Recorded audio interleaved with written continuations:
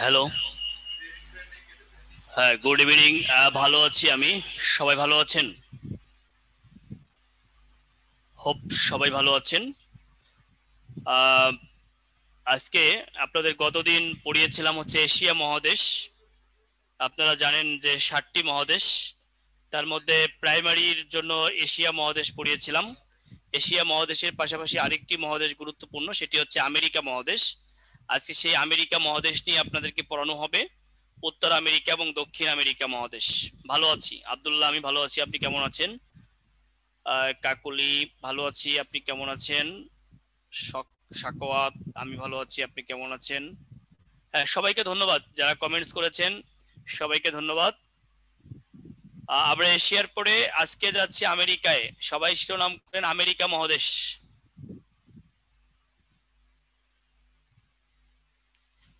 উত্তর আমেরিকা এবং দক্ষিণ আমেরিকা মহাদেশ।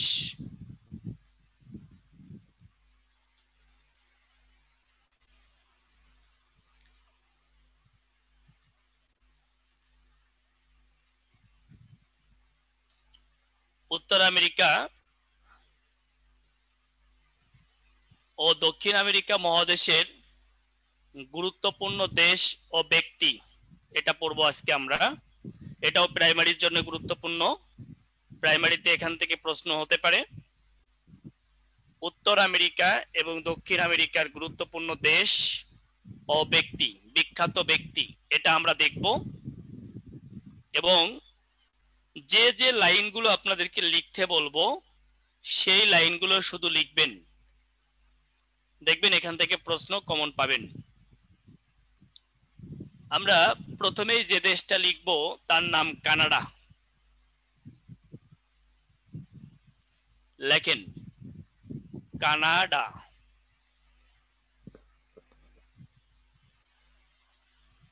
এই হচ্ছে কানাডার মানচিত্র। আপনারা অবশ্যই সাধারণ জ্ঞান পড়ার সময় একটা মানচিত্র নিয়ে বসবেন, এতে আপনাদের সুবিধা হবে, বুঝতে সুবিধা হবে একটি মানচিত্র নিয়ে যদি বসেন।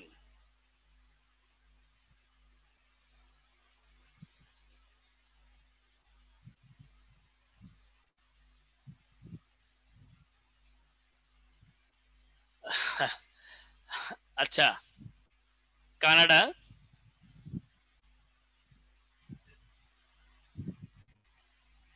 আমরা একটু কানাডা দেখে আসি, আসেন। আজকে ক্লাসের শুরুতে একটু বিনোদন করে আসি, একটু সৌন্দর্য দেখে আসি। এই যে সবারই একটা মনের মধ্যে একটা আকর্ষণ আছে কানাডা দেখার ব্যাপারে, একটু দেখে আসি। বাস্তবে না হলেও ভিডিওর মাধ্যমে দেখে আসি। We are one around the world and the universe. We are one. North, south, east to west. We are one. Glowing hearts full of love. We are one. A blessing from above. No matter where we're from, we are one. We are one. We are one. We are one. Oh, Canada, our precious native land, our Canada. We all work hand in hand when we stand together. Nothing can go wrong. All the people from around the world, that's what makes us আমরা strong. কানাডার সৌন্দর্য উপভোগ We করছি। all call our home the land of the free. Together we can build our lives a place for you and me. Wow, wow. Yeah. We are one. 150th all across the nation. Around the world and the universe. We are one. We are one, yeah. South, east, and west. We are one. Come on, world, let's join the celebration. Glowing hearts full of love. We are one. Hearts so full of Blessings from love. above. No matter where you're from, we are one. We are one. We are one. হ্যাঁ, অসাধারণ। কাকলি আবেদিন, ভালো আছি। অলিউদুল হাসান, এখন কানাডায় আছি। A beautiful place to be, our wanna much go. here to see. We have each other.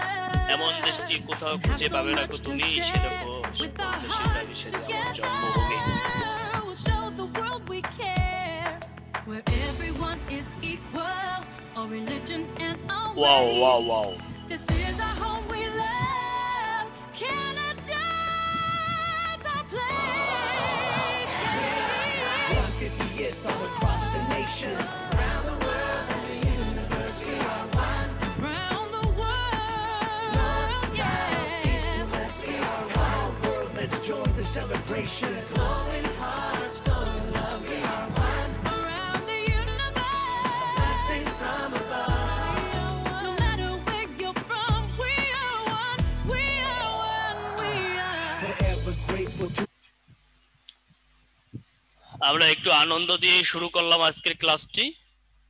Canada সম্পর্কে যা যা লিখতে বলবো তাই লিখবেন, এর বাইরে কোনো তথ্য লিখবেন না।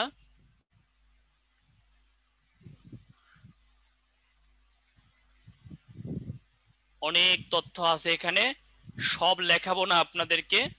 আমি যে যে লাইনটা বলবো আপনারা সেই লাইনগুলো লিখবেন। প্রথম লাইন লেখেন, ম্যাপল পাতা ও লিলি ফুলের দেশ বলা হয় কানাডাকে। ম্যাপল পাতা ও লিলি ফুলের দেশ বলা হয় কানাডাকে।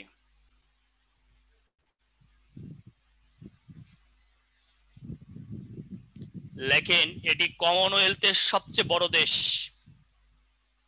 আকারে, এটি কমনওয়েলথের সবচেয়ে বড় দেশ।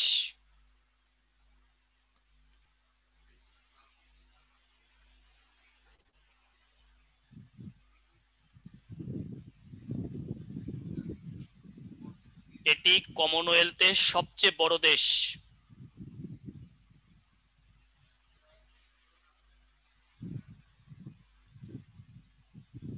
শেষ লাইনটা লেখেন, পশ্চিমের জিব্রাল্টার বলা হয় কানাডাকে। পশ্চিমের জিব্রাল্টার বলা হয় কানাডাকে।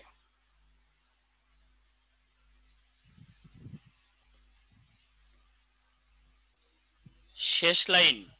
আর যদি পুরো তথ্য কারো লাগে তাহলে স্ক্রিনশট দিয়ে রাখবেন, কিন্তু প্রাইমারির জন্য যে তথ্যগুলি দরকার আমি সেই তথ্যগুলি শুধু লেখাবো, এর বাইরে লেখাবো না। কেউ যদি মনে করেন না আমি পুরো তথ্যটুকুই রেখে দিব, তাহলে আপনাকে স্ক্রিনশট দিয়ে রাখতে হবে। আশা করি বুঝতে পেরেছেন আমার কথা। এটা তাহলে লিখেছেন, পশ্চিমের জিব্রাল্টার বলা হয়। যারা আমাকে সহযোগিতা করছেন ভিডিও অন রেখে, তাদেরকে আন্তরিক শুভেচ্ছা অভিনন্দন জানাচ্ছি। সাইদুল, জামালপুর, ইফতেকার, এমডি ইউনুস, তারপরে খুরশিদা জাহান, আরেকজন ছিল চলে গেল, ফারহানা, আরো একজন ছিল, কে যেন ছিল চলে গেল আর কি। হ্যাঁ, ওই ফারহানাই ছিল। আচ্ছা, আপনাদেরকে অনেক অনেক ধন্যবাদ জানাচ্ছি। কারণ হচ্ছে ভিডিও অন করে রাখলে আপনি যে লিখতেছেন, কলম উঠাচ্ছেন নামাচ্ছেন, এটা আসলে ক্লাসের মতোই মনে হয়, অফলাইনের মতো মনে হচ্ছে আমি সামনে দাঁড়িয়ে ক্লাস নিচ্ছি আপনাদের। অনলাইন অনলাইন মনে হয় না। এমনি তো অনলাইনটা কেমন হয়ে গেছে যে আমি মঞ্চ নাটক করতেছি, মঞ্চে দাঁড়িয়ে দাঁড়িয়ে নাটক করছি, কেমন যেন একটা একঘেয়েমি ভাব চলে আসে। তো আপনাদের রেসপন্স না থাকলে, কথাবার্তা না থাকলে, আপনারা অনেক সময় লেখা হয়েছে মাথা ঝাঁকি দিলেন, কলম নামাইলেন উঠাইলেন, এতে হচ্ছে একটা ফিলিংস তৈরি হয়। হ্যাঁ, কেউ দূরে নাই, আমার সামনেই বসে আছে সবাই। আরো ধন্যবাদ রফিক আহমেদ, তারপরে আপনান, সুমন গোস্বামী, তারপরে শিরিনা আক্তার, হ্যাঁ, তারপরে খান আব্দুল্লাহ, ইউনুস, এমডি ইউনুস, হ্যাঁ, সবাইকে অনেক অনেক ধন্যবাদ ভাইয়া এইটুকু সহযোগিতা করার জন্য। এখন আর আমার কাছে মনে হচ্ছে না যে দূরে আছেন আপনারা, এখন মনে হচ্ছে ক্লাসরুমের মধ্যেই বসে আছেন, আমি ক্লাস নিচ্ছি। খুব ভালো লেগেছে আপনাদের এই ব্যাচের এই যে মানে সহযোগিতা। ওয়াও, এখন পুরো স্ক্রিনটা ভরে যাচ্ছে আমার, এবং মনে হচ্ছে এক ঝাঁক স্টুডেন্ট সামনে ভাই বোন বসে আছে, আমি ক্লাস নিচ্ছি, পড়াচ্ছি, এখন মনে হচ্ছে খুব ভালো লেগেছে। থ্যাঙ্কস এ লট। তা আসেন আমরা আরেকটু তথ্য নেই কানাডা সম্পর্কে। এখানে অনেক তথ্য রেখেছি, সব তথ্য রাখা বিসিএস এর জন্য, আপনাদের জন্য যে তথ্যগুলি দরকার সেগুলি লিখিয়ে দিচ্ছি। কানাডা ব্রিটেনের কাছ থেকে স্বাধীনতা লাভ করে 1867 সালে, এই লাইনটা লিখবেন, প্রথম লাইন।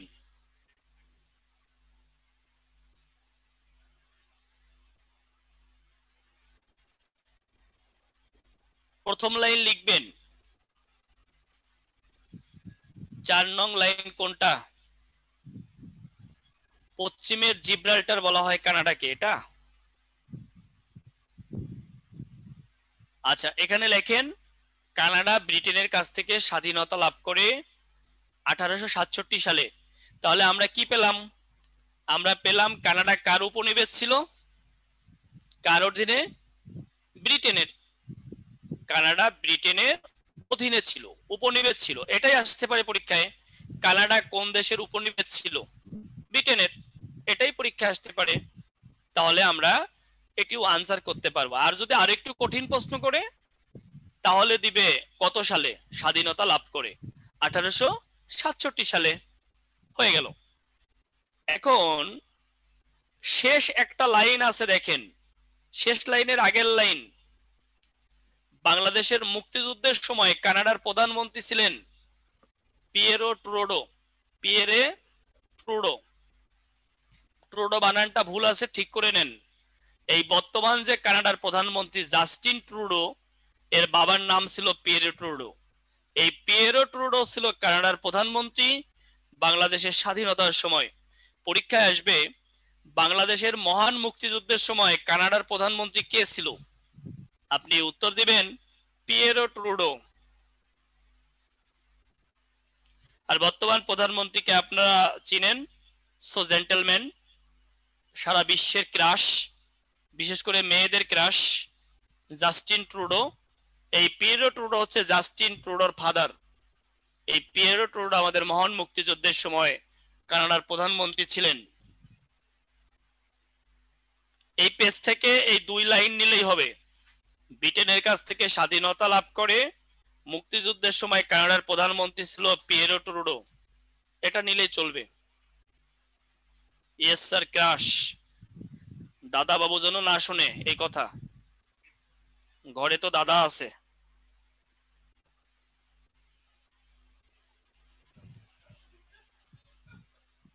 আসেন, তখন আবার বলবেন জাস্টিন ট্রুডো ক্রাশ হলে আমার ঘর করো কেন? আমাকে ছেড়ে দাও। এই যে আমরা পিয়েরো ট্রুডো এবং জাস্টিন ট্রুডোকে দেখতে পাচ্ছি।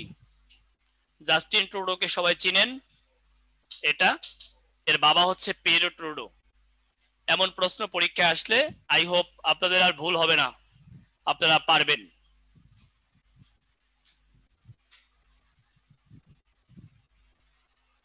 হ্যাঁ, কাকলি আবেদিন।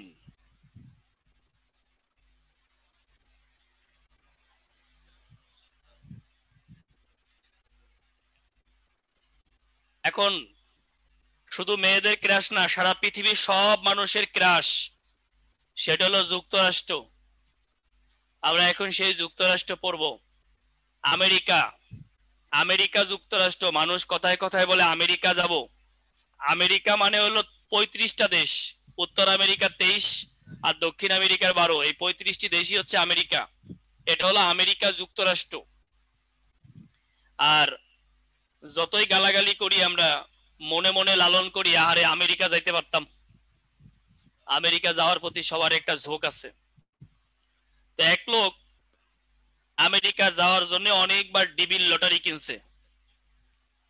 তো ডিবির লটারি কিনে তার লটারি কমন পড়ে নাই, অর্থাৎ লটারি কমন না পড়াতে তার মন খারাপ হয়ে গেছে। একটা পর্যায়ে গিয়ে হাল ছেড়ে দিছে। আমেরিকার আর ডিবির লটারি কিনলো না, ব্যবসা বাণিজ্য করলো, বিয়ে শাদী করলো, বাচ্চা হইছে, ছেলে হইছে। পরে ছেলের নাম রাখছে আমেরিকা। তো মানুষ তারে জিজ্ঞাসা করে, ভাই এত নাম থাকতে ছেলের নাম আমেরিকা রাখলা কেন? কয় আমেরিকা যাইতে পারি নাই, এটা আমার দুঃখ। কিন্তু মানুষ আমারে দেখলে বলে ওই যে আমেরিকার বাপ যায়। এইটা আমার কাছে খুব তৃপ্তি পাই আমি। মানুষ বলে আমেরিকার বাপজাই, বুঝতে পারছেন, বাপজাই। এই কারণে যদি প্রাইমারি চাকরি না হয় বা সরকারি চাকরি না হয়, তাহলে ছেলে মেয়ের নাম রাখবেন প্রাইমারি, আর নাহলে কোনোটার নাম রাখবেন হাই স্কুল, নাহলে আরেকটার নাম রাখবেন কলেজ। পরে মানুষ বলবে ওই যে কলেজের বাপ যায় বা প্রাইমারির বাপ যায়, বোঝেন নাই? হয়ে গেল। আসেন আমরা একটু যুক্তরাষ্ট্র দেখে আসি।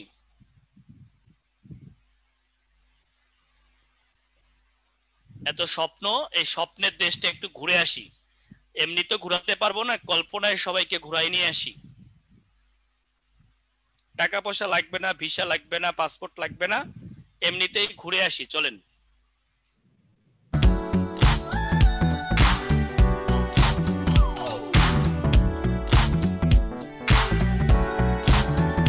ওয়াও ওয়াও,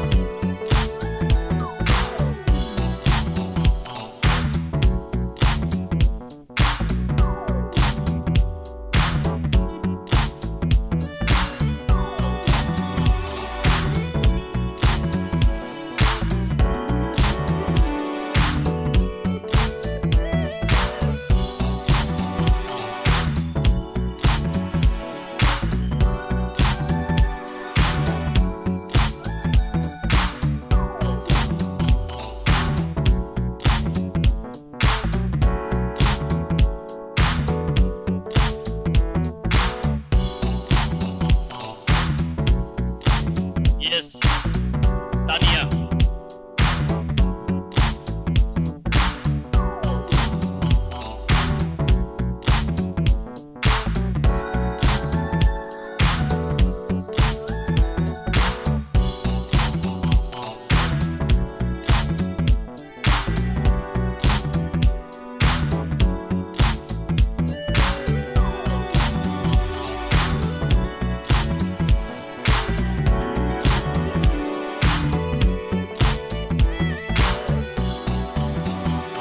খুবই সুন্দর, আমরা যুক্তরাষ্ট্র ঘুরে আসলাম।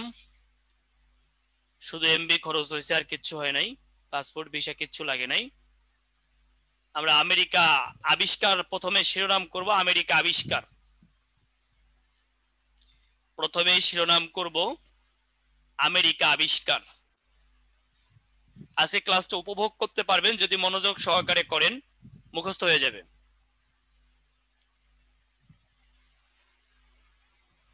ইতালিয়ান নাবিক ক্রিস্টোফার কলম্বাস 1492 সালে এটি আবিষ্কার করেন। এই কলম্বাস পাঠানো হয়েছিল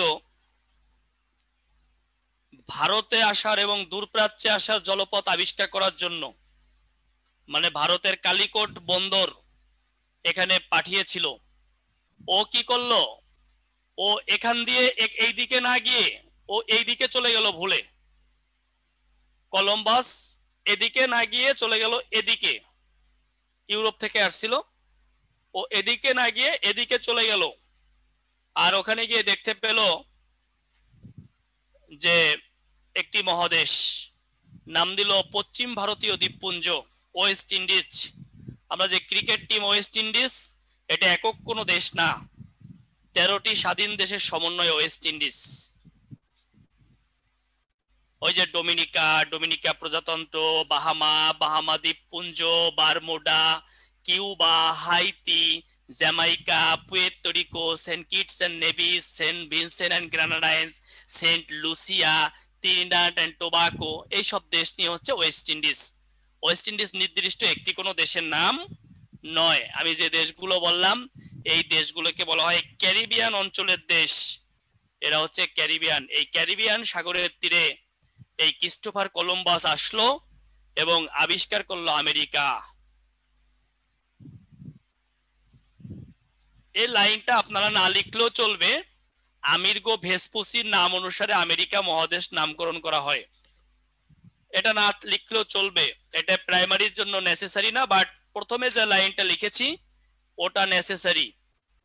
এই দুইটা প্রশ্নই প্রাইমারিতে আসতে পারে। আমেরিকা আবিষ্কার করেন কে? Christopher Columbus. কত সালে? 1492 সালে। এটা হতে পারে প্রশ্ন।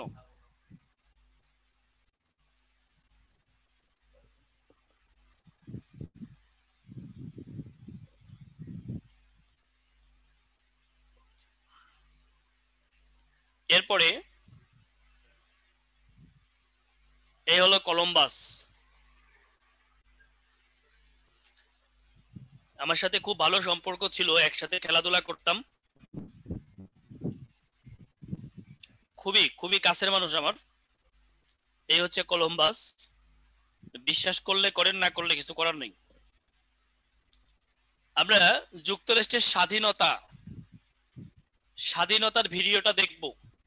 পৃথিবীতে দুইটি দেশ যারা অগ্রিম স্বাধীনতার ঘোষণা করে স্বাধীনতা লাভ করে, তার মধ্যে একটা হচ্ছে বাংলাদেশ আর একটা হচ্ছে যুক্তরাষ্ট্র।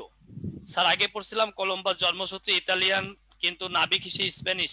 হ্যাঁ ঠিক আছে, তো এটা ইউরোপে, আমি তো ইউরোপ বলেছি। আমরা আমেরিকার যুদ্ধ দেখে আসি, আসেন।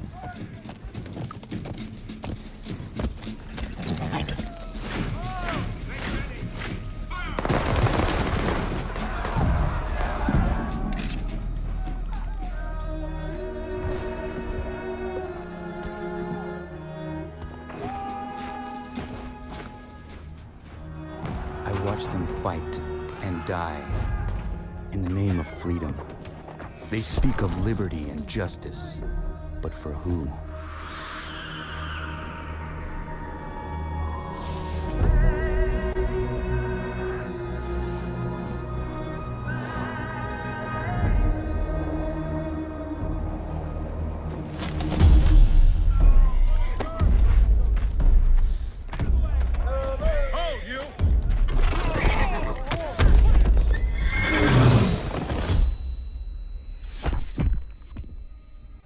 Ready! Fire!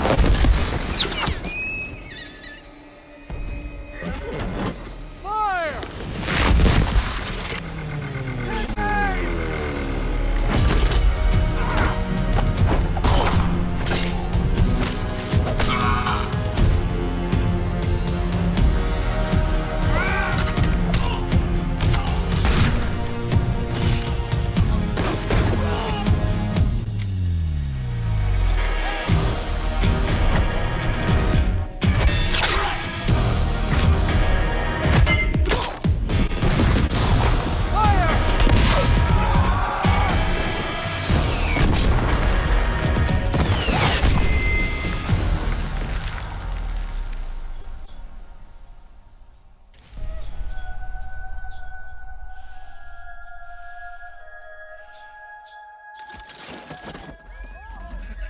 On him!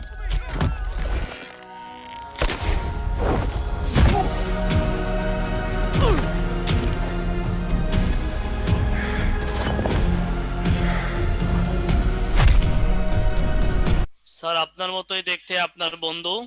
হ, পরিচয় করায় দেওয়া যাবে না, শুধু বিয়ে করতে চাইলেও বিয়ে করায় দেওয়া যাবে।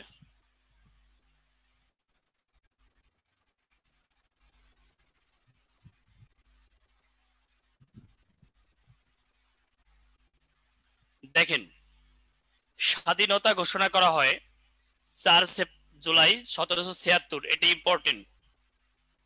স্বাধীনতা দিবস 4 জুলাই। এটি যুক্তরাজ্যের উপনিবেশ ছিল। সর্বাধিনায়ক জর্জ ওয়াশিংটন। এর প্রত্যেকটা লাইনই আপনাদের জন্য ইম্পর্টেন্ট, লিখে রাখেন।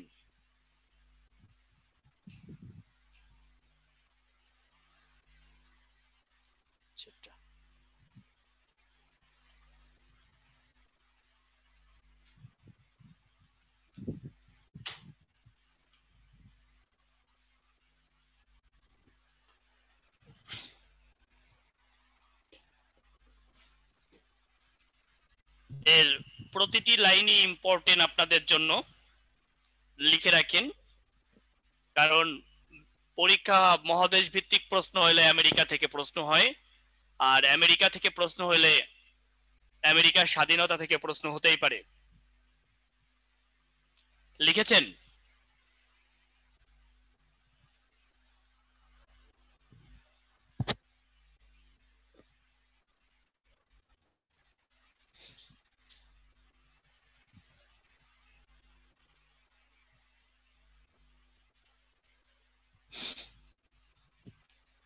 ওকে, এই হচ্ছে George Washington, first president of America এবং সর্বাধিনায়ক। তবে একটা কথা আছে, আপনারা একটু লিখে রাখেন। আপনারা লিখেছেন আমেরিকার যুদ্ধের সর্বাধিনায়ক হচ্ছে জর্জ ওয়াশিংটন, কিন্তু ঘোষক আর একজন, লেখেন ঘোষক, ঘোষক লেখেন টমাস জেফারসন। ট ময়কার দন্ত স, টমাস জেফারসন, জয়কার ফয়কার র দন্ত স ন, টমাস জেফারসন। সর্বাধিনায়ক জর্জ ওয়াশিংটন, ঘোষক টমাস জেফারসন।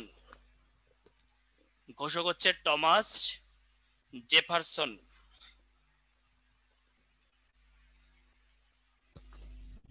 ঘোষক টমাস জেফারসন। আশা করি এই ধরনের কনফিউজিং প্রশ্ন আসলে আপনারা পারবেন।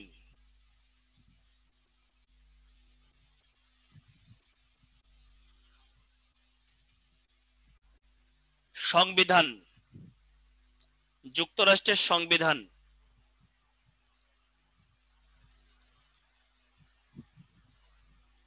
এটা হচ্ছে পৃথিবীর মধ্যে সবচেয়ে ছোট সংবিধান। যুক্তরাষ্ট্রের সংবিধান হচ্ছে পৃথিবীর সবচেয়ে ছোট সংবিধান। পৃথিবীর সবচেয়ে ছোট সংবিধান এবং এটি প্রাচীনতম সংবিধান, সবচেয়ে প্রাচীন।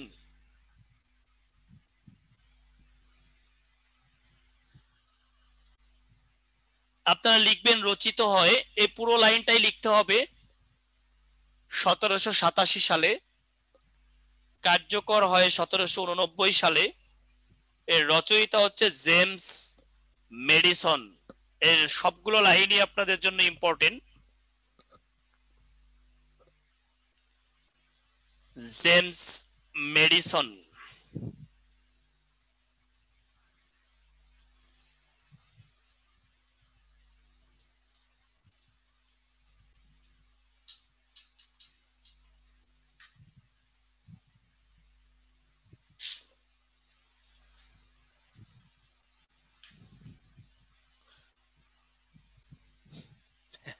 ফ্যানের মধ্যে ঢুকে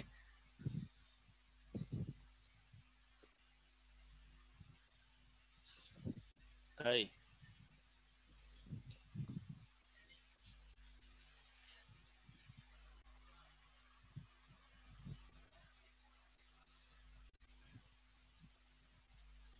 উড়ে গেছে।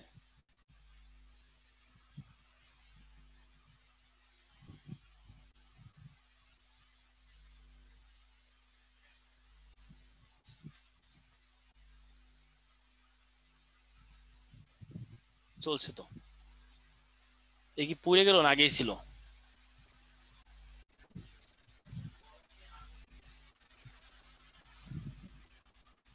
না এরকম রাখছি, হঠাৎ করে চলে গেছে। আচ্ছা দেখেন, আমার লাগতে হবে না আগে, আমার কিছু হবে না। খুলে রাখ। আচ্ছা, এরপরে হচ্ছে অঙ্গরাজ্য।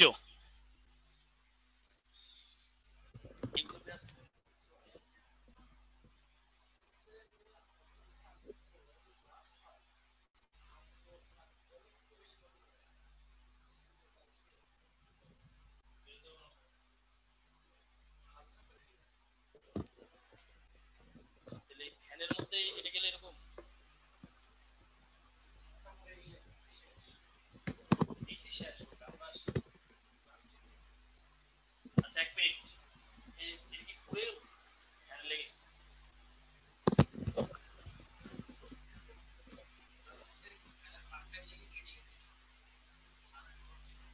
দেখ পাসাইছে পাস। আচ্ছা ঠিক আছে, দেখেন অঙ্গরাজ্য,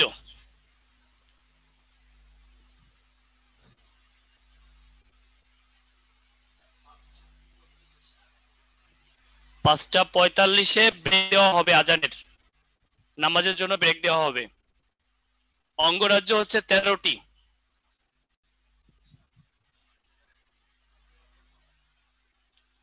এটা প্রাথমিক 13টি ছিল, বর্তমান 50টি।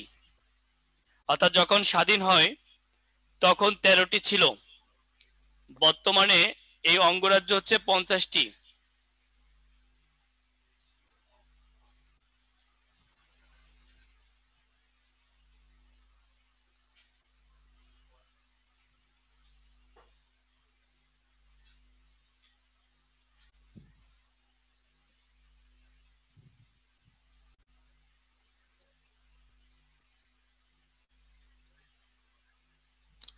আইনসভা, শিরোনাম করেন আইনসভা। যুক্তরাষ্ট্র নিয়ে পড়ালেখার সময় এই জায়গাটাই সবচেয়ে কঠিন, কিন্তু প্রাইমারির জন্য এত কঠিন কিছু লাগবে না, আমি সহজ করে বলে দিচ্ছি। লেখেন আইনসভা, শিরোনাম করেন আইনসভা।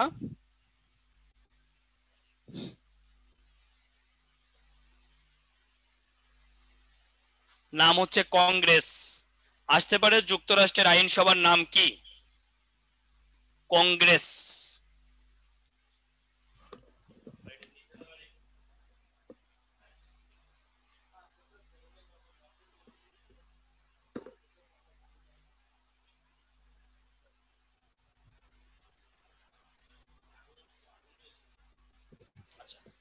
দেখেন তাহলে পরীক্ষায় আসবে যুক্তরাষ্ট্রের আইনসভার নাম কি, আপনি কি দিবেন? কংগ্রেস।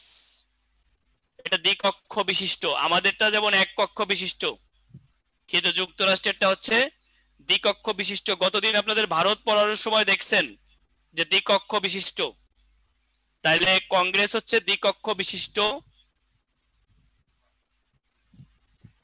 একটার নাম নিম্নকক্ষ, যেটা হলো হাউস অফ রিপ্রেজেন্টেটিভস।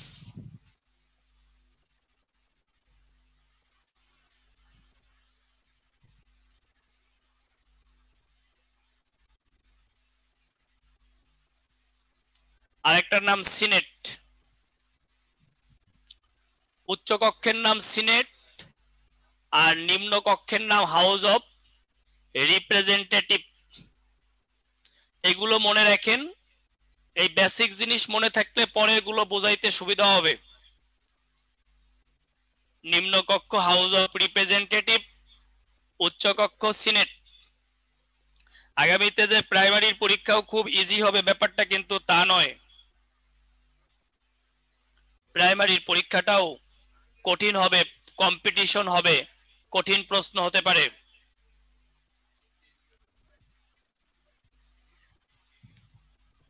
তাহলে আমরা উচ্চ কক্ষ নিম্ন কক্ষ জানলাম। এই উচ্চ কক্ষের মানে নিম্ন কক্ষের সদস্য হলো 435, আর উচ্চ কক্ষের সদস্য হচ্ছে 100, যাদেরকে আমরা সিনেটর বলি। মাঝে মাঝে দেখবেন মার্কিন সিনেটর বলা হয়। এই উচ্চ কক্ষের সদস্য হচ্ছে 100, নিম্ন কক্ষের 435। কত হইল? 535। আর তিনটা আছে ডিস্ট্রিক্ট অফ কলম্বিয়া, অর্থাৎ মোট হচ্ছে 538। লিখে রাখেন, ওটা ওখানে নাই, পরবর্তীতে আছে। নিম্ন কক্ষের সদস্য 435, উচ্চ কক্ষের 100, ডিস্ট্রিক্ট অফ কলম্বিয়া ডিসি 3। এই মোট যোগ করে বসান 538। আবারও বলি, নিম্ন কক্ষ 435, উচ্চ কক্ষ 100, ডিসি ডিস্ট্রিক্ট অফ কলম্বিয়া 3, এই 538। পরীক্ষায় আসবে যুক্তরাষ্ট্রের প্রেসিডেন্ট নির্বাচন হয় কত বছর পর পর? 4 বছর পর পর। এটি 4 বছর পর পর নভেম্বর মাসের 2 থেকে 8 তারিখের মধ্যবর্তী মঙ্গলবারে অনুষ্ঠিত হয়। এই যে আগামী নভেম্বর মাসের 3 তারিখে মার্কিন নির্বাচন অনুষ্ঠিত হবে, এই যে আগামী মাসে 3 তারিখে মার্কিন নির্বাচন হবে। জি স্যার, কারণ সেকেন্ড ক্লাস জব করছে এখন। হ্যাঁ, দেখেন তাহলে মোট আসন কত? 500। রেসপন্স করেন, মোট আসন কত? 538। এর নির্বাচন হবে 59তম। রূপালী খাতুন 59তম নির্বাচন হবে আগামী মাসে। তাইলে মোট আসন কত? 538। জিততে হইলে লাগবে 270টি আসন। 270 জিততে হইলে কয়টি লাগবে? ভারতে বলছিলাম 272, কিন্তু আমেরিকায় হচ্ছে 270। জয়ের জন্য প্রয়োজন 270টি। আমরা ব্রেক দিব, তার আগে আরেকটু দিচ্ছি। আচ্ছা, এখান থেকে আমরা শুরু করব। আজানের বিরতি কয় মিনিট ভাই? 10 মিনিট। আমরা 5:55-তে আবার শুরু করব। লাইন যেভাবে আছে এভাবেই থাকবে।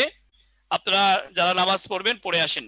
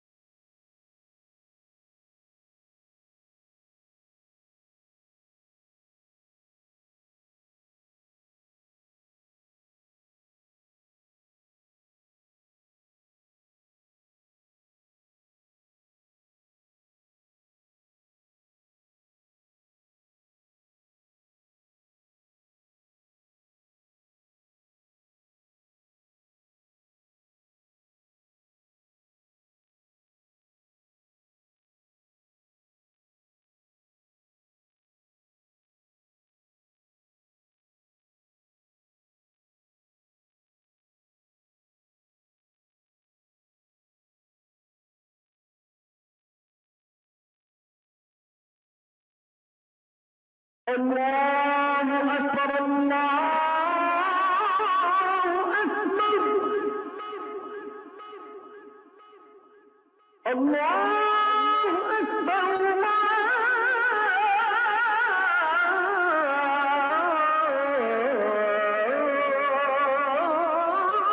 أكبر أشهد أن لا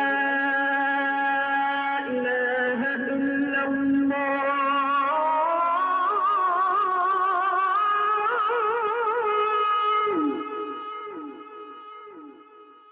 أشهد أن لا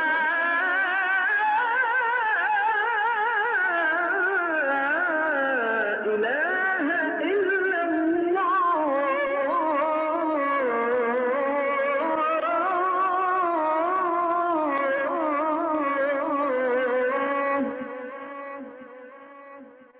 أشهد أن محمدا رسول الله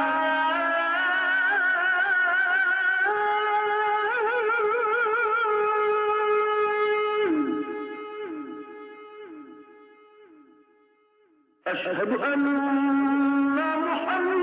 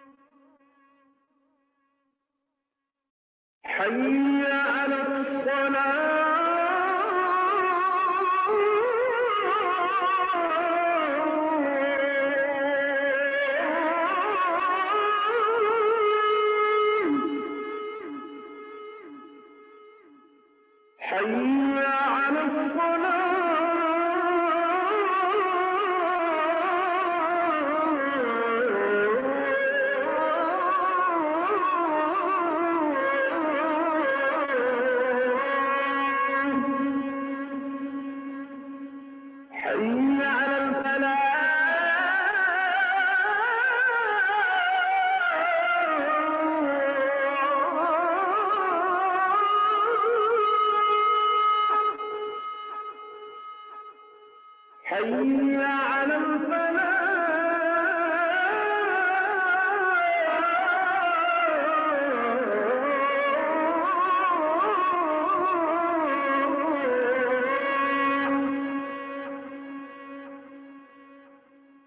الله أكبر الله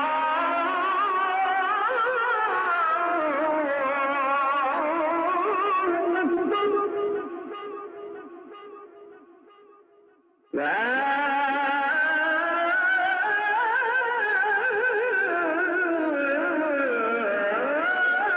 إله إلا الله اللهم رب هذه الدعوة التامة والصلاة القائمة آت محمدا الوسيلة والفضيلة والدرجة الرفيعة وابعثه مقاما محمودا الذي وعدته وارزقنا شفاعته يوم القيامة إنك لا تخلف الميعاد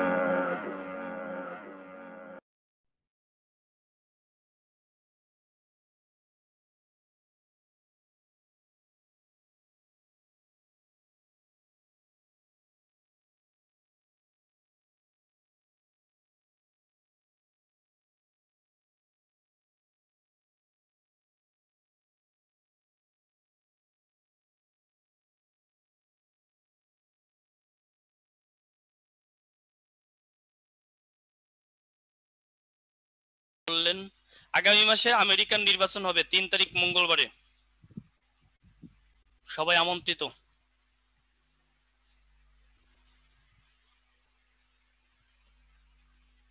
আমি যেটা আপনাদেরকে মানে যেখানে শেষ করেছিলাম, নির্বাচন হবে 59তম ভাই, 59 খুরশিদা জাহান 59 59তম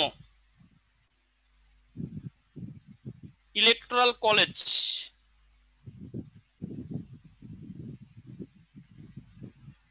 ইলেকট্রাল কলেজ আপনারা না বুঝলেও চলবে, তারপরে একটু বলি।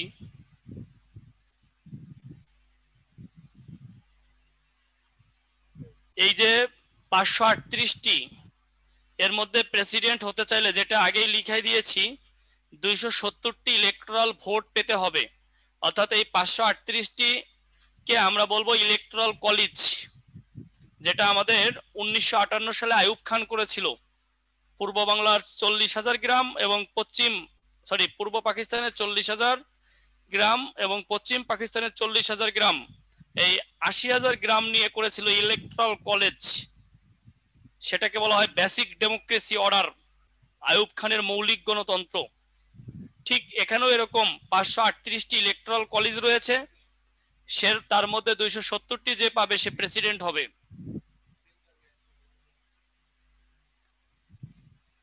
এগুলো আপনাদেরকে লেখাইছি ইতিমধ্যে, আর দিব না।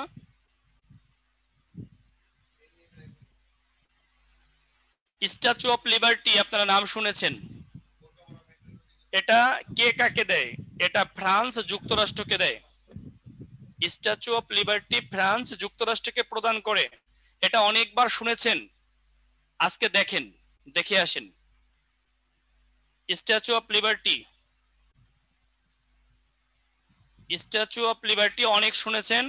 ফ্রান্স যুক্তরাষ্ট্রকে দিয়েছে তার স্বাধীনতার 100 বছর পূর্তি উপলক্ষে। কিন্তু একটু দেখে আসি, পাসপোর্ট ভিসা ছাড়া, খরচপতি ছাড়াই দেখে আসি।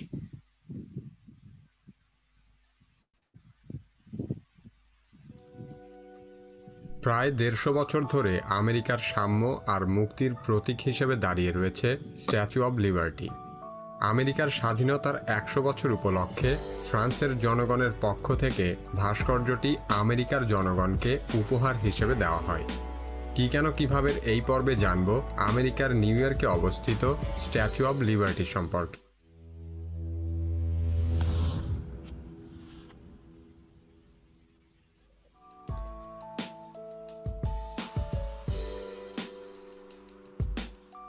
রোমান দেবী লিবার্টাসের আদলে সবুজ রঙের ঢিলেঢালা গাউন পরা এক নারীর অবয়ব স্ট্যাচু অব লিবার্টি। ভাস্কর্যটির বাইরের নকশা করেন ফরাসি স্থপতি ফ্রেডরিক বার্থোল্ডি এবং এর ভেতরের নকশা করেন আরেক বিখ্যাত ফরাসি স্থপতি গুস্তাভো আইফেল। তিনি আইফেল টাওয়ারের নকশাকারী হিসেবে বিখ্যাত। অতীতে ব্রিটেনের কাছ থেকে স্বাধীনতা অর্জনের সংগ্রামে আমেরিকাকে সাহায্য করেছিল ফ্রান্স। আমেরিকার স্বাধীনতা অর্জনের 100 বছর পূর্তিতে দুই দেশের বন্ধুত্বের নিদর্শন হিসেবে 1886 সালে ফ্রান্স ভাস্কর্যটি আমেরিকাকে উপহার দেয়। আমেরিকার নিউ ইয়র্ক পোতাশ্রয়ের মুখে লিবার্টি দ্বীপে স্ট্যাচু অব লিবার্টিকে স্থাপন করা হয়, কারণ তৎকালীন সময়ে বহু ইউরোপীয় অভিবাসী নিউ ইয়র্ক বন্দরের মাধ্যমে আমেরিকায় প্রবেশ করছিল। এই ভাস্কর্যটি সেই সব অভিবাসীদেরকে আমেরিকায় স্বাগত জানাত। বর্তমানে প্রতি বছর প্রায় 35 লক্ষ লোক স্ট্যাচু অব লিবার্টি দেখতে আসে। 1924 সাল পর্যন্ত ভাস্কর্যটির নাম ছিল লিবার্টি এনলাইটেনিং দ্য ওয়ার্ল্ড। পরবর্তীতে এর নাম পরিবর্তন করে রাখা হয় স্ট্যাচু অব লিবার্টি। ভাস্কর্যটির ডান হাতে রয়েছে প্রজ্বলিত মশাল এবং বাম হাতে রয়েছে আইনের বই। স্ট্যাচু অব লিবার্টির মুকুটে রয়েছে 7টি কাঁটা, যা 7 মহাদেশ ও 7 সমুদ্রকে নির্দেশ করে।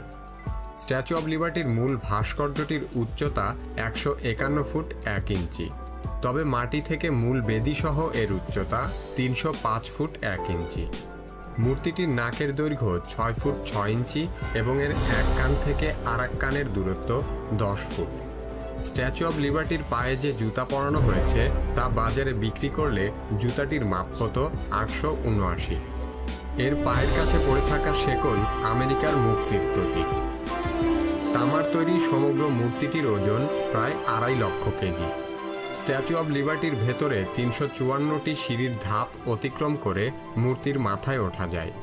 মূর্তির মুকুটের কাছে রয়েছে 25টি জানালা, যা অনেকটাই। তাহলে আমরা 3টি তথ্য নিব। কি কি নিব? স্ট্যাচু অফ লিবার্টি কোন দেশে? যুক্তরাষ্ট্রের নিউ ইয়র্কে। স্ট্যাচু অফ লিবার্টি কে কাকে প্রদান করে? ফ্রান্স যুক্তরাষ্ট্রকে। এর উচ্চতা 305 ফুট। স্ট্যাচু অফ লিবার্টির উচ্চতা 305 ফুট। আমরা এই 3টি তথ্য নিব, পরীক্ষা আসলে আমরা পারবো। আপনাদের বিখ্যাত গ্যাটিসবার্গ ভাষণ জীবনে অনেকবার শুনেছেন। গ্যাটিসবার্গ ভাষণ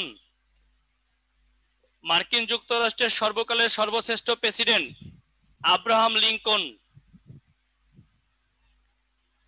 এই লিঙ্কন ছিল বাড়ির কাজের ছেলে।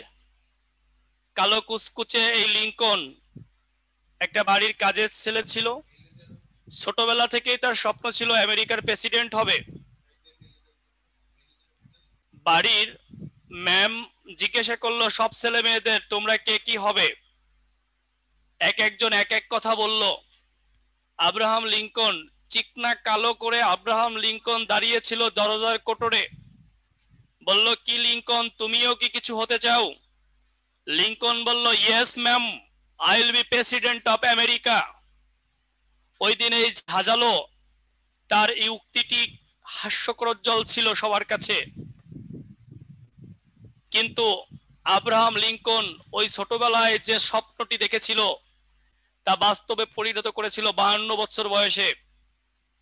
29 বছর বয়সে তার বাবা মা মারা যায়। 32 বছর বয়সে তার স্ত্রী মারা যায়। 36 বছর বয়সে একটা ব্যবসায় সে বড় ধরনের ক্ষতিগ্রস্ত হয়। 42 বছর বয়সে সে একটা সাধারণ নির্বাচনে হেরে যায়। সে 48 বছর বয়সে পার্লামেন্ট নির্বাচনে হেরে যায়। 52 বছর বয়সে আমেরিকার প্রেসিডেন্ট হয়। এই কারণে তার বিখ্যাত উক্তি, পরাজয় মানে সমাপ্তি নয়, যাত্রা একটু দীর্ঘ হওয়া মাত্র। আপনারা যারা চাকরি পেতে চান, অল্পতেই তারা যদি হেরে যান তাহলে আর চাকরিটা হবে না। মনে রাখবেন, পরাজয় মানে সমাপ্তি নয়, যাত্রা একটু দীর্ঘ হওয়া মাত্র। আমরা সেই গ্যাটিসবার্গ ভাষণ যার কথা বলছি, আব্রাহাম লিঙ্কন, এই লিঙ্কনই প্রদান করেছিল গ্যাটিসবার্গ ভাষণ। মাত্র 2 মিনিটে 272 ওয়ার্ডের সেই ভাষণ, কালজয়ী ভাষণ। আমরা সেটি দেখব আজকে, এবং এটা কি মনে রাখতে হবে আপনাদেরকে এটি বলবো। 1863 সালে যুক্তরাষ্ট্রের গৃহযুদ্ধকে কেন্দ্র করে এটি মাত্র 2 মিনিটে 272 শব্দের এক বিখ্যাত ভাষণ। তাহলে ভাষণ ছিল কয় মিনিটের? 272 মিনিট, 272 শব্দের। কয় মিনিটের? 2 মিনিটের।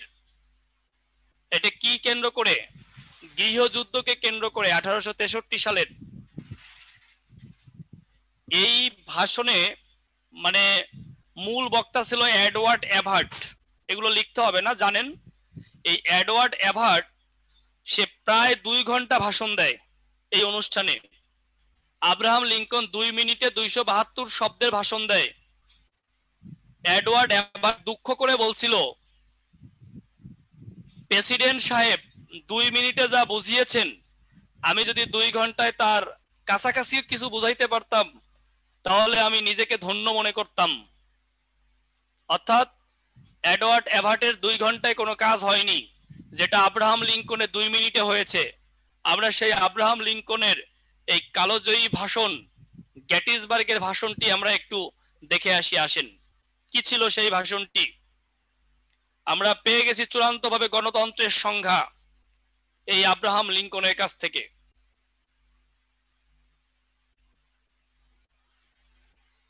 পরীক্ষা আসলে পারবো যে গেটিসবার্গ ভাষণ প্রদান করেন কে? আমেরিকার president Abraham Lincoln. Abraham Lincoln আমেরিকার কততম প্রেসিডেন্ট?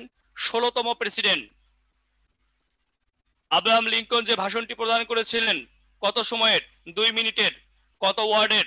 272 ওয়ার্ডের।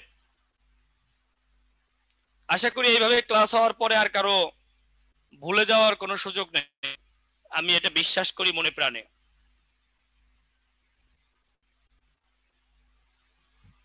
মেক্সিকো।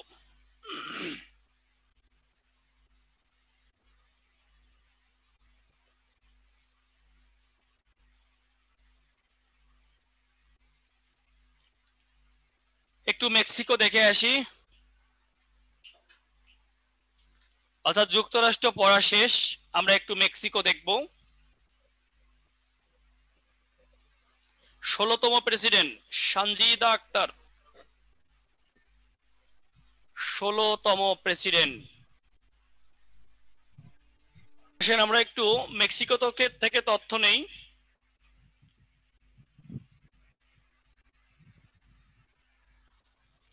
এখান থেকে লিখবেন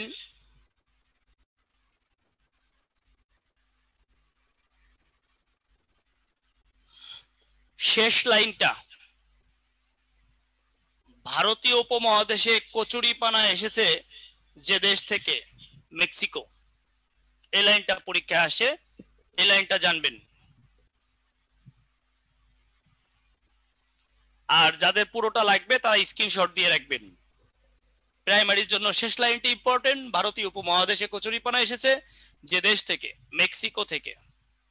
thank you so much sir, I am learning so much. Thanks.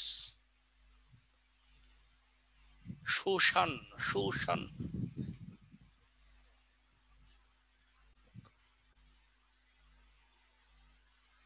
চলো।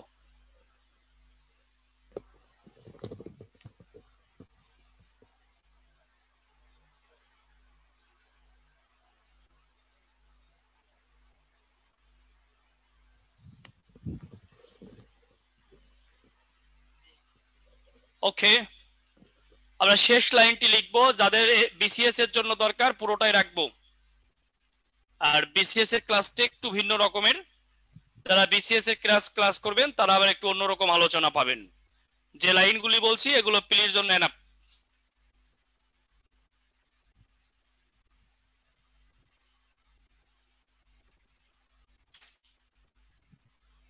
লাতিন আমেরিকার সর্ব উত্তরে ও পশ্চিমে অবস্থিত দেশ মেক্সিকো লাগবে না আপনাদের।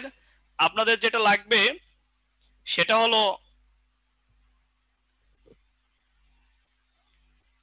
মেক্সিকোতে বিপ্লব সংগঠিত হয় 1913 সালে, এই লাইনটা লাগবে। বাকি লাইনগুলি আপনারা স্ক্রিনশট দিতে পারেন। মেক্সিকোতে বিপ্লব হয় 1913 সালে।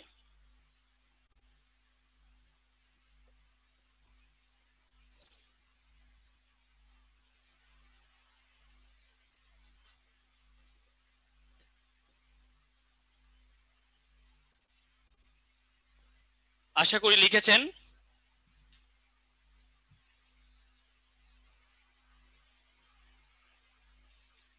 আমরা এখন যে দেশটি সম্পর্কে জানবো এটি হচ্ছে কিউবা। শিরোনাম করবেন কিউবা। কিউবা।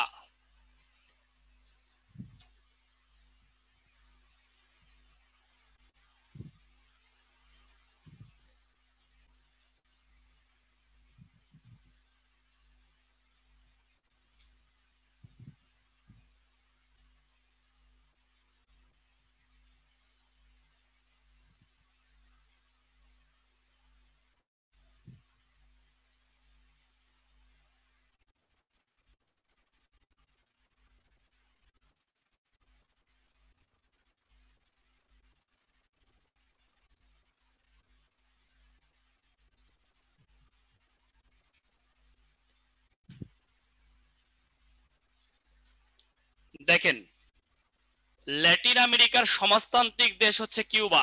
এই লাইনটা লেখেন।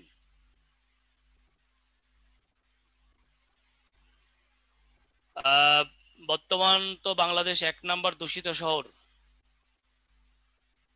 আচ্ছা, হ্যাঁ, ক্লাসের স্লাইড গুলো গুগল ড্রাইভে আপলোড দিবেন না স্যার? অথরিটি নোস, প্লিজ কল হটলাইন। মূল টপিক কি শীটে থাকবে না স্যার? হ্যাঁ থাকবে, মূল টপিক শীটে থাকবে। তাহলে দেখেন, আমরা ল্যাটিন আমেরিকার সমাজতান্ত্রিক দেশ হচ্ছে কিউবা, এটা আমরা মনে রাখবো। এই লাইনটা লেখেন, ল্যাটিন আমেরিকার সমাজতান্ত্রিক দেশ হচ্ছে কিউবা। যে কিউবা নিয়ে আলোচনা করলে যাকে আলোচনা আনা হয় তিনি হচ্ছেন Fidel Castro.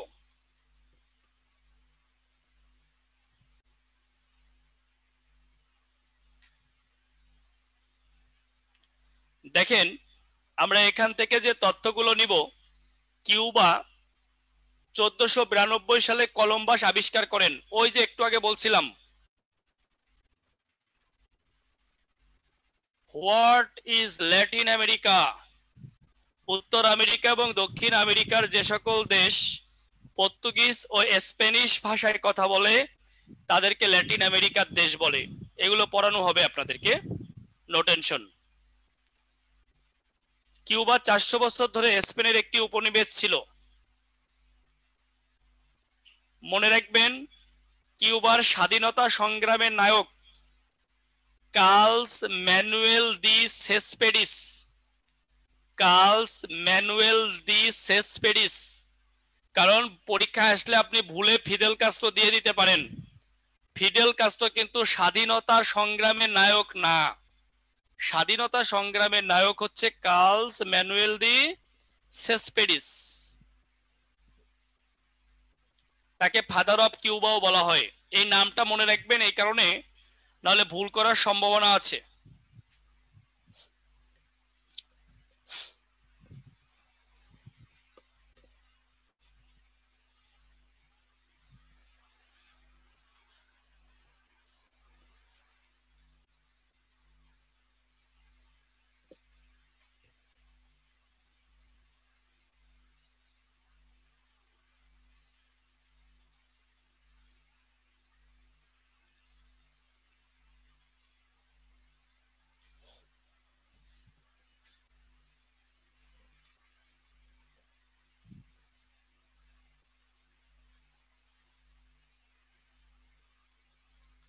Fidel Castro Cuba বিপ্লব।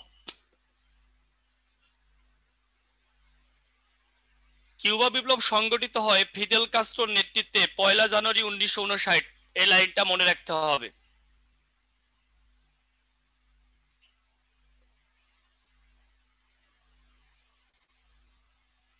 এই একটা লাইন মনে রাখলেই হবে, বাকি লাইনগুলো আপনারা পড়তে পারেন যদি মন চায়, বাট এই লাইনটা আমাদেরকে মনে রাখতে হবে। বাকিটা স্ক্রিনশট দিয়ে রাখতে পারেন। এরপরে অনেক কথা আছে। কিউবা একদলীয় কমিউনিস্ট শাসন প্রবর্তন করেন ফিদেল কাস্ট্রো, কিন্তু এটাই সবচেয়ে গুরুত্বপূর্ণ তথ্য। কিউবা বিপ্লব প্রাইমারিতে আসলে এই লাইনটাই আসবে, 1959 সালের 1 জানুয়ারি। ফিদেল কাস্ট্রোর নেতৃত্বে।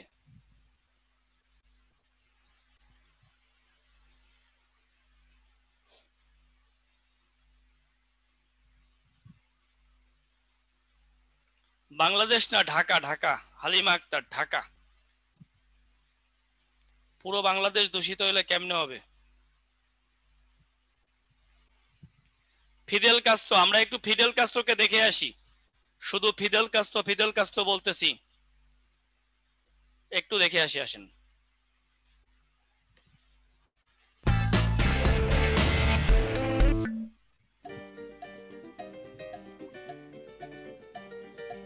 Born August 13, 1926, the illegitimate son of a sugarcane planter, Fidel Castro earned respect early on, excelling academically and athletically.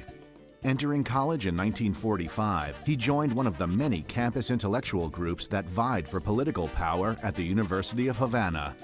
By the time he earned his degree in 1950, he had already led the Law Students Federation, become a founding member of a new liberal reformist party, and participated in 2 foreign political uprisings in Colombia and the Dominican Republic.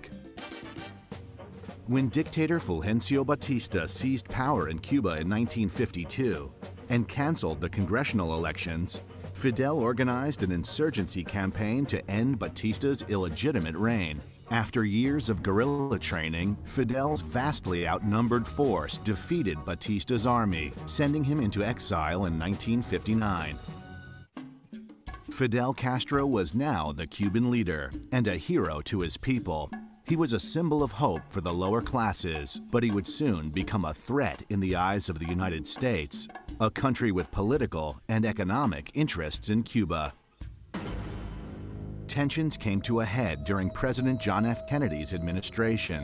The CIA-backed Bay of Pigs invasion in 1961 failed, but the most precarious situation involving Fidel was the Cuban Missile Crisis in 1962, when the Soviet Union transported nuclear missiles to Cuba, arming them in silos within striking distance of the United States. His willingness of a very small country to take on the United States was pretty. আমরা উত্তর আমেরিকায় মোট স্বাধীন দেশ হচ্ছে 23টি। এর মধ্যে আমরা তাহলে লিখে রাখেন, উত্তর আমেরিকার স্বাধীন দেশ 23টি। এর মধ্যে আমরা ডিটেলস আলোচনা করলাম হচ্ছে 4টি দেশ নিয়ে, আর বাকিগুলো হচ্ছে আপনারা শীট করবেন, মানে এমসিকিউ গুলো দেখবেন, আলোচনা করার কিছু নাই। উত্তর আমেরিকার স্বাধীন দেশ 23টি। আমরা এখন চলে যাচ্ছি দক্ষিণ আমেরিকায়।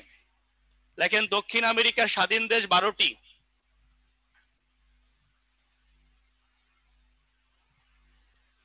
দক্ষিণ আমেরিকার স্বাধীন দেশ 12টি।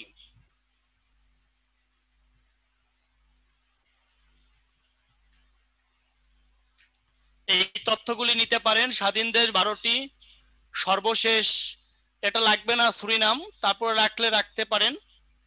জাতিসংঘের সবগুলোই সদস্য, এটাও লাগবে না, লাগবে 4 নাম্বার লাইন, আয়তনে বড় দেশ ব্রাজিল, এটা লাগবে। আয়তন এবং জনসংখ্যায় বড় দেশ ব্রাজিল। আর কোনো লাইন লাগবে না আপনাদের। প্রথম লাইন, শেষ দ্বিতীয় লাইন, আর এই লাইন, আয়তন ও জনসংখ্যায় বৃহত্তম দেশ ব্রাজিল। এই 3টা লাইন আপনাদের লাগবে।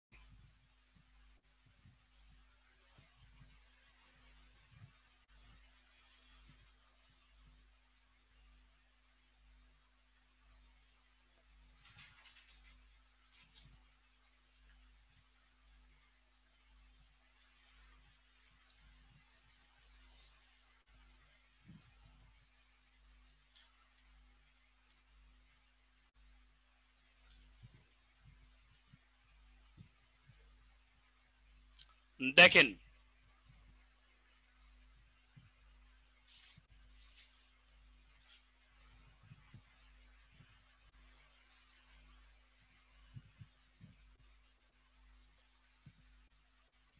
একটু দক্ষিণ আমেরিকার প্রবেশের পূর্বে একটু ধামাকা হয়ে যাক নাকি? অনেকক্ষণ ধরে ক্লাস করতেছি, একটু ধামাকা হোক।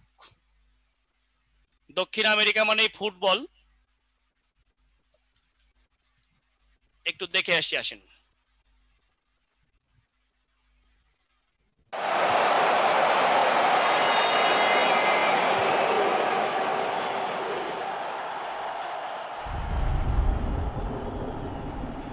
এর পূর্বে একটু রিল্যাক্স করে আসলাম, একটু বিনোদন নিয়ে আসলাম। অনেকেরই ফেভারিট গান, নাচ, সিঙ্গার আমরা দেখে আসলাম, একটা রিফ্রেশমেন্ট থেকে আসলাম আর কি। আমরা এখন শুরু করা যাক ব্রাজিল দিয়ে। অনেকেরই আবার ফেভারিট টিম ব্রাজিল। ব্রাজিল দিয়ে শুরু করতে যাচ্ছি আমরা।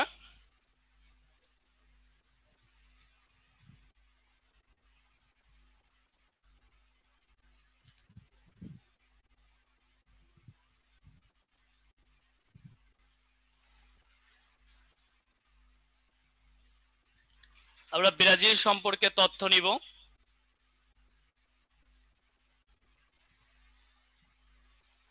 স্বাধীনতা লাভ, পর্তুগালের উপনিবেশ ছিল। শুধু এই লাইনটা লিখবেন, কিছু লিখতে হবে না, শুধু লিখবেন পর্তুগালের উপনিবেশ ছিল। আপনার প্রাইমারির জন্য আর কিচ্ছু লাগবে না। ওয়াকা ওয়াকা মানে কি স্যার? এই আমিও জানি না, কেউ জানলে জানান। ওয়াকা ওয়াকা, ও ও জানান। লেখেন পর্তুগালের উপনিবেশ ছিল, আর কিচ্ছু লাগবে না। ব্রাজিল পর্তুগালের উপনিবেশ, আর বাকিটা স্ক্রিনশট।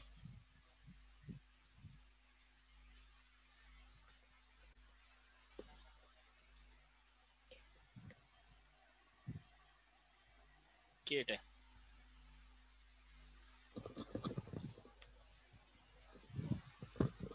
ও সরি, ওয়াকা ওয়াকা মানে মজা মজা,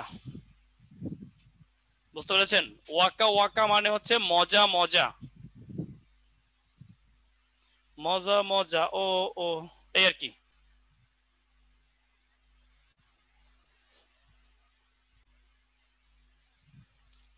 এটা কি সাউথ আমেরিকার দেশ? হ্যাঁ, ব্রাজিল সাউথ আমেরিকার দেশ, কিন্তু শাকিরা কিন্তু এখানকার না। সে হচ্ছে কোন জায়গার? সে দক্ষিণ আমেরিকারই, সে হচ্ছে কলম্বিয়ার। কলম্বিয়ার।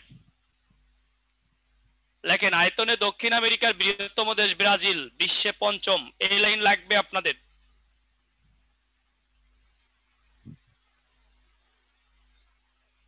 এই পুরো স্লাইডটাই লাগবে, লিখে নেন।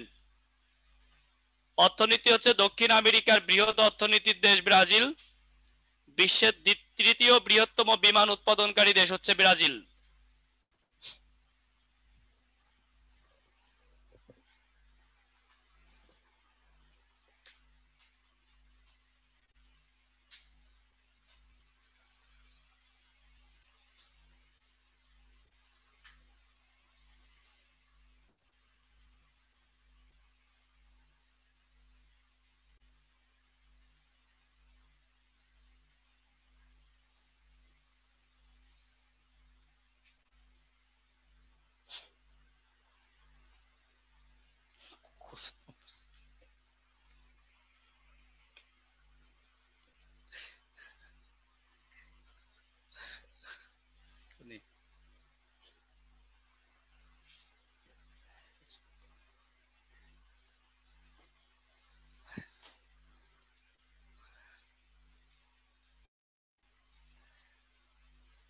হ্যাঁ, এরপরে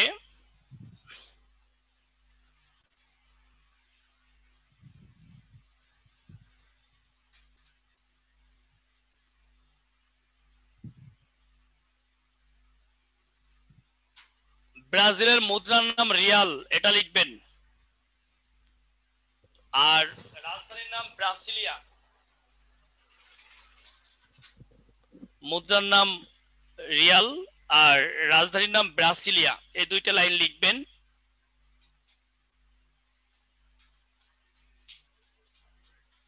আরেকটা লাইন লিখবেন, দক্ষিণ আমেরিকার একমাত্র দেশ ব্রাজিল, যার ভাষা পর্তুগিজ।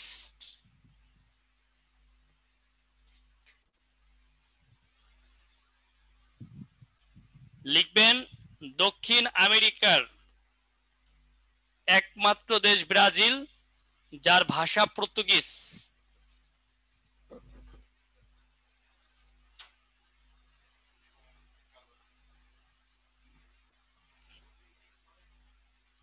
রাজধানী লিখিয়েছি, এগুলো আপনাদের দরকার নেই। আমরা এখন আর্জেন্টিনায় চলে যাব, অনেকেরই ফেভারিট টিম আর্জেন্টিনা। আমরা একটু আর্জেন্টিনায় ঘুরে আসি, মেসিকে দেখে আসি, আসেন আসেন আমরা মেসিকে দেখি।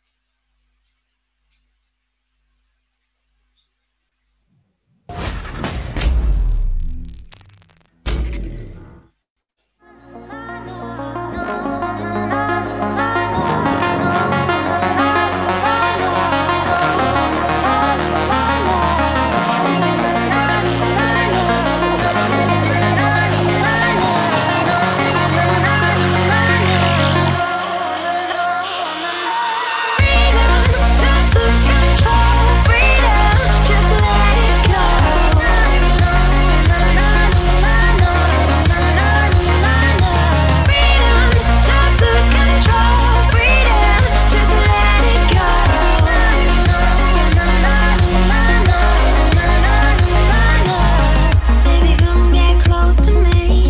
When you're near, it makes me weak. I know. 'Cause you break my borders down. Feel the rush of the energy, intoxicated feelings coming over me, and so I really need you now.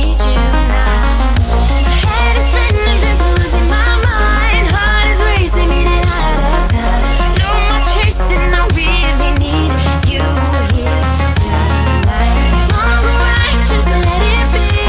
Wanna touch, you need to set it free. Wanna touch, you need to set it free. Embrace your freedom, just lose control. Freedom, just let it go.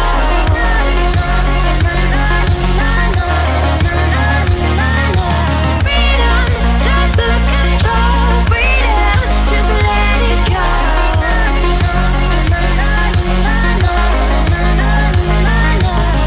Come, babe, don't be afraid. It swallows you whole like a tidal wave. You know what it's meant to. আমরা কিছু তথ্য লিখে নিয়ে আসি। দেখেন, আর্জেন্টিনার রাজধানীর নাম বুয়েন্স আয়ার্স।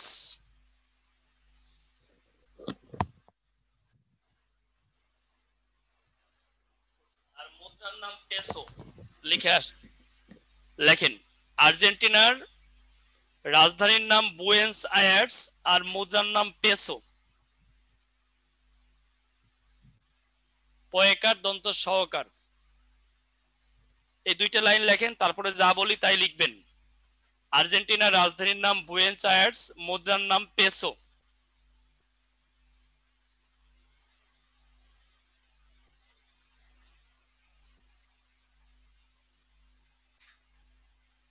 বিশ্বে অষ্টম, আয়তনের দিক থেকে দক্ষিণ আমেরিকার দ্বিতীয়, এই লাইনটা লেখেন। পাতাগোনিয়া মালভূমি আর্জেন্টিনায় অবস্থিত, এই লাইন লিখবেন।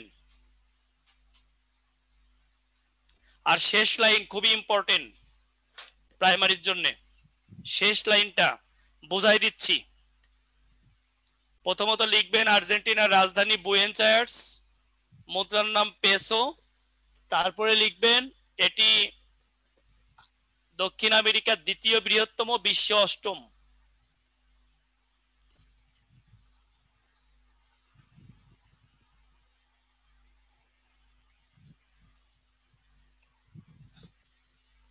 পাতাগোনিয়া মালভূমি আর্জেন্টিনায় অবস্থিত, এই লাইন লিখবেন।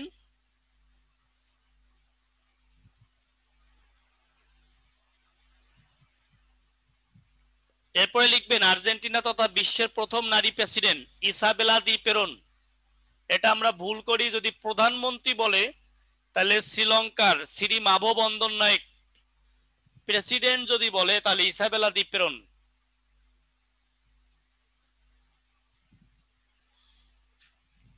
প্রেসিডেন্ট হচ্ছে ইসাবেলা দি পেরন,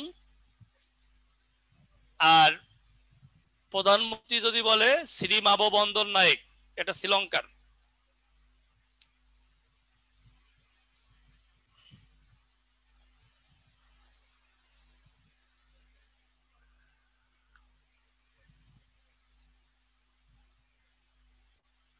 মুদ্রার নাম পেসো।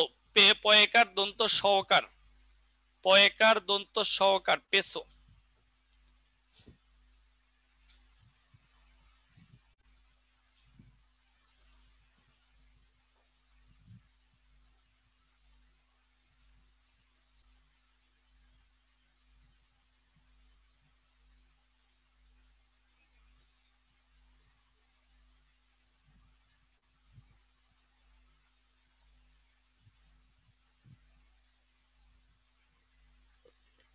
পেসো।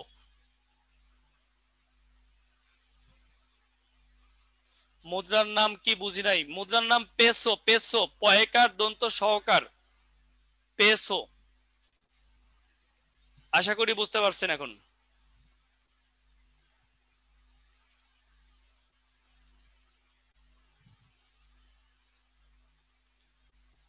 লেখেন, ফকল্যান্ড যুদ্ধ সংগঠিত হয় 1982 সালে।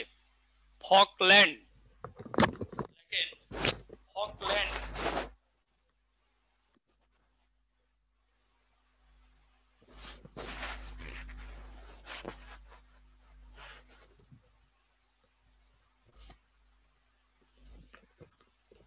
ফকল্যান্ড যুদ্ধ সংগঠিত হয় 1982 সালে আর্জেন্টিনা ও ব্রিটেনের মধ্যে।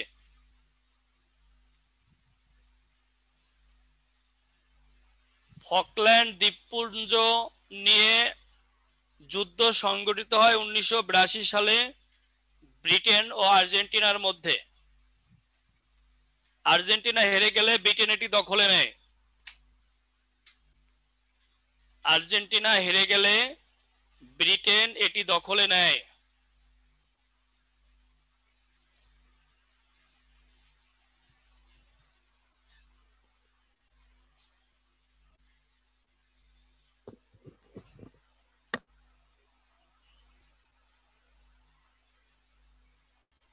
আর্জেন্টিনা হেরে গেলে ব্রিটেন এটি দখলে নেয়। পরীক্ষা আসবে, ফকল্যান্ড যুদ্ধ হয়েছে কত সালে? 1982 সালে। আমরা এখন যে দেশটি পড়বো তার নাম কলম্বিয়া। আর বেশিক্ষণ না, 5 মিনিটে শেষ করে দিব। কলম্বিয়া। কলম্বিয়া থেকে লিখবেন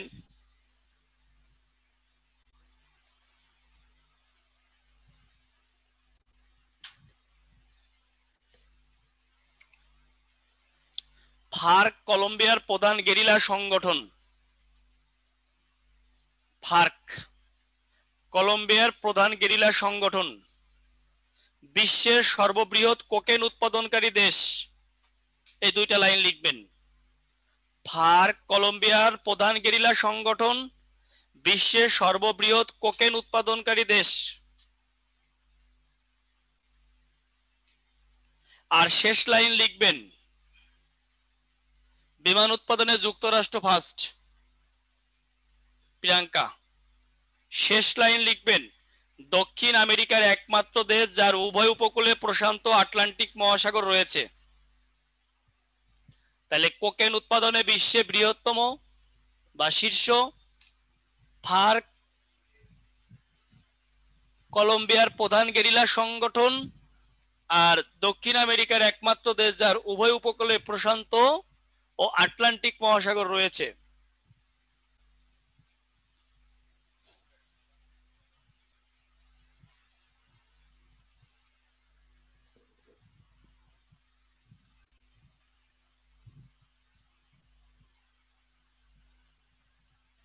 চিলি,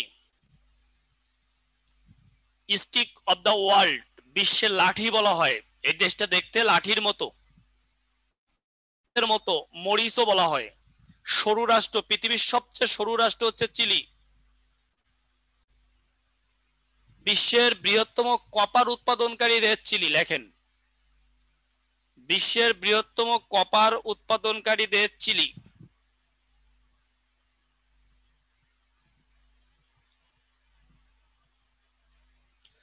কপার উৎপাদনকারী দেশ হচ্ছে চিলি।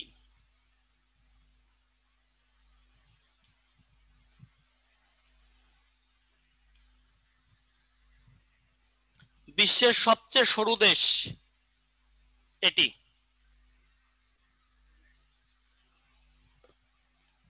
মানে স্টিক, একদম দেখতে মানচিত্রে দেখেন লাঠির মতো দেখা যাচ্ছে, stick of the world. Copper উৎপাদনকারী দেশ হচ্ছে চিলি।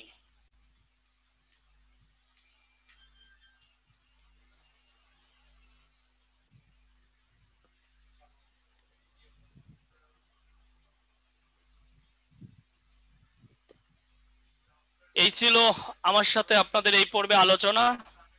সবাইকে অনেক অনেক ধন্যবাদ এত সময় দেওয়ার জন্য। সবাই ভালো থাকেন, সুস্থ থাকেন, এই আশাবাদ ব্যক্ত করে আজকে বিদায় নিচ্ছি। সবাইকে ধন্যবাদ। স্যার লাস্ট লাইন লিখি নাই, কলম্বিয়ার লাস্ট লাইন লিখেন নাই, লেখেন।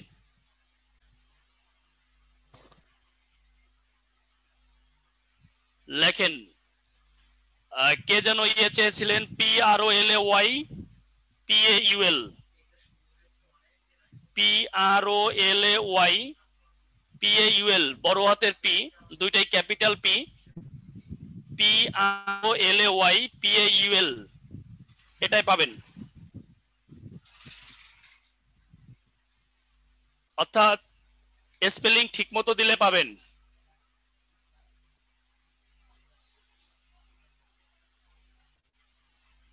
এটাই পাবেন।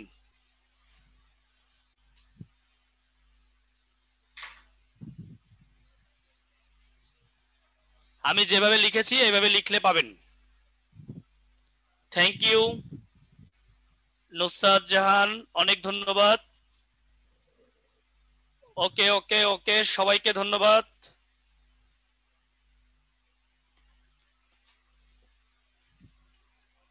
কে যেন চেয়েছিলেন, আমি দেই না, তারপরও দিয়ে দিলাম।